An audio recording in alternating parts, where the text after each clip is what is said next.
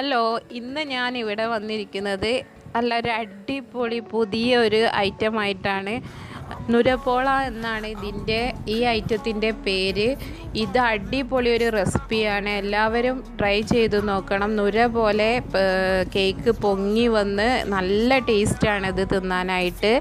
ഇത് എങ്ങനെ തയ്യാറാക്കാമെന്ന് നമുക്ക് നോക്കാം.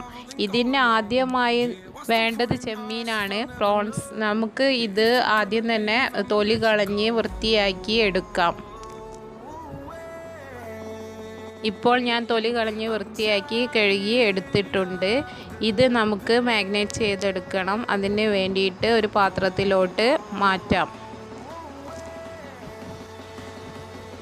ആദ്യം അല്പം ഉപ്പിട്ട് കൊടുക്കാം, അല്പം മുളക് പൊടി, മഞ്ഞൾപ്പൊടി,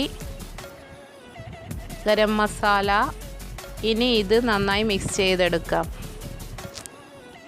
ഇനി നമുക്ക് ഫില്ലിങ്സ് റെഡിയാക്കിയെടുക്കാം. അതിന് വേണ്ടി 2 സവാള നൈസായി അരിഞ്ഞത്, മല്ലിയില, പുതിനയില, കറിവേപ്പില അരിഞ്ഞു വെച്ചത്, പച്ചമുളക് ചെറുതായി അരിഞ്ഞത്, ഇഞ്ചി ചെറുതായി അരിഞ്ഞത്, വെളുത്തുള്ളി ചെറുതായി അരിഞ്ഞത്.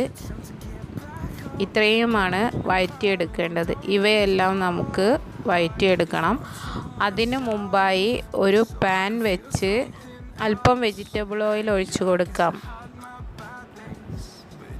ഇതിൽ നമ്മൾ ആദ്യം മാഗ്നേറ്റ് ചെയ്ത് വെച്ച പ്രോൺസ് ഇട്ട് വറുത്തെടുക്കാം.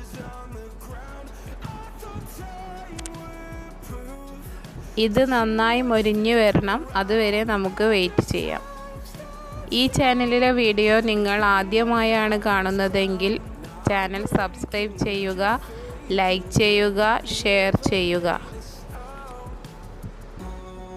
ഇപ്പോൾ നമ്മുടെ ചെമ്മീൻ നന്നായി മൊരിഞ്ഞു വന്നിട്ടുണ്ട്. ഇത് ഇനി ഒരു പാത്രത്തിലേക്ക് നമുക്ക് മാറ്റി വെക്കാം.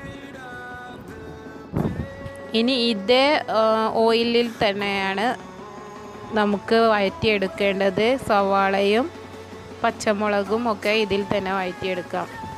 അതിനായി നമുക്ക് ഇവയെല്ലാം ഇതേ പാനിലേക്ക് തന്നെ ഇട്ട് കൊടുക്കാം.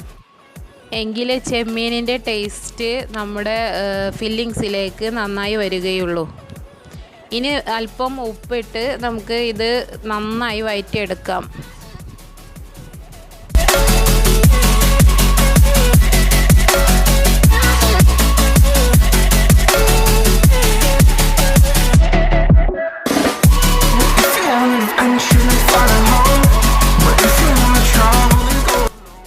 നമ്മുടെ ഉള്ളി നന്നായി വഴന്നു വന്നിട്ടുണ്ട്. ഇനി നമുക്ക് അതിലേക്ക് 3 ടീസ്പൂൺ മല്ലിപ്പൊടി ചേർത്ത് കൊടുക്കാം.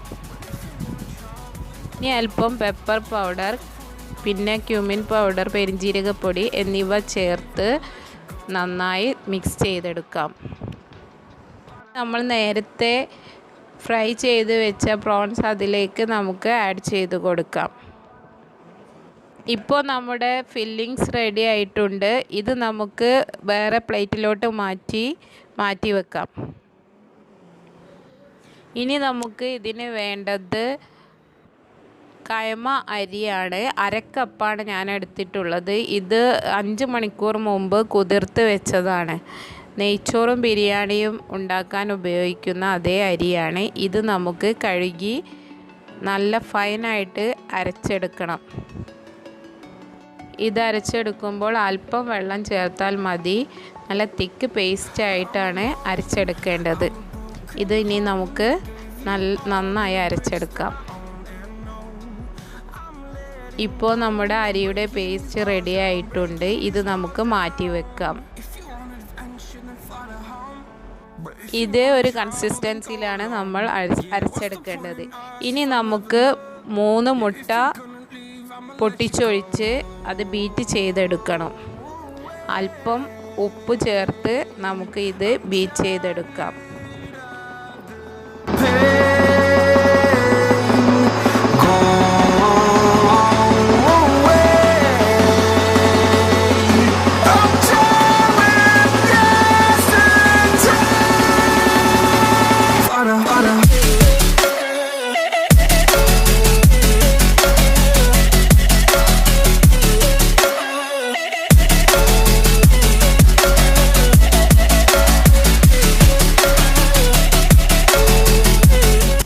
നമ്മുടെ മുട്ട നന്നായി പതച്ച് വന്നിട്ടുണ്ട്. ഇനി നമുക്ക് നമ്മൾ ആദ്യം മാറ്റി വെച്ച റൈസ് പേസ്റ്റ് ആക്കിയത് അതിലേക്ക് അല്പം ഉപ്പ് ചേർത്ത് കൊടുക്കാം. ശേഷം ഇനി ഇത് അല്പമായി കുറേശ്ശെ നമുക്കിതിലേക്ക് ആഡ് ചെയ്ത് കൊടുക്കണം. ഒന്നിച്ച് ആഡ് ചെയ്യരുത്, അല്പമായി ഇതുപോലെ കുറേശ്ശെ ഇട്ട് നമുക്ക് ഇളക്കി കൊടുക്കാം.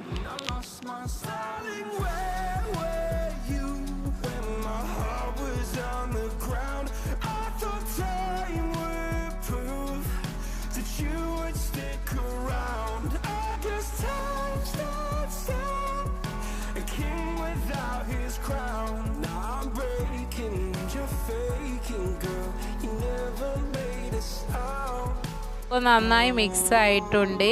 ഇനി നമുക്ക് ഇത് ബേക്ക് ചെയ്തെടുക്കണം. അതിനായി ഒരു പാൻ വെച്ച് അല്പം വെജിറ്റബിൾ ഓയിൽ ഒഴിച്ച് എല്ലാ ഭാഗത്തേക്കും ആക്കി കൊടുക്കുക. എന്നിട്ട് തയ്യാറാക്കി വെച്ച ബാറ്റർ അതിലേക്ക് പകുതി ഭാഗം മാത്രം ഒഴിച്ചു കൊടുക്കാം. എല്ലാ ഭാഗത്തേക്കും ഇത് കവർ ചെയ്യുന്നത് വരെ ഇത് നമുക്ക് സ്പ്രെഡ് ചെയ്ത് കൊടുക്കാം. ഇനി അതിൻ്റെ മേലേക്ക് നമുക്ക് നമ്മൾ തയ്യാറാക്കി വെച്ചിട്ടുള്ള ഫില്ലിങ്സ് ഇട്ട് കൊടുക്കാം. ചെമ്മീൻ എല്ലാ ഭാഗത്തും എത്തുന്ന വിധത്തിൽ നമുക്ക് ഫില്ലിങ്സ് ഇട്ട് കൊടുക്കാം. ഇത് കട്ട് ചെയ്യുമ്പോൾ എല്ലാ പീസിലും ചെമ്മീൻ കിട്ടത്തക്ക വിധത്തിൽ വേണം ഇത് ഇടാൻ. ഇനി നമുക്ക് ബാക്കിയുള്ള എല്ലാ ഫില്ലിങ്സും മേലെ വിതറിക്കൊടുക്കാം. എല്ലാ ഭാഗത്തും ഒരുപോലെ ആവുന്ന വിധത്തിൽ വേണം ചെയ്യാൻ.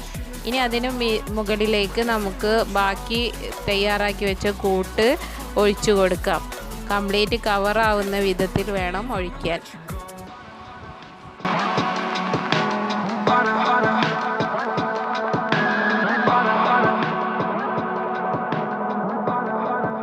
ഇത് കംപ്ലീറ്റായി ഒഴിച്ചിട്ടുണ്ട്. ഇനി നമുക്ക് മല്ലിയില വെച്ച് ഗാർണിഷ് ചെയ്യാം. ലോ ഫ്ലെയിമിൽ വെച്ച് വേണം ഇതൊക്കെ ചെയ്യാനായിട്ട്.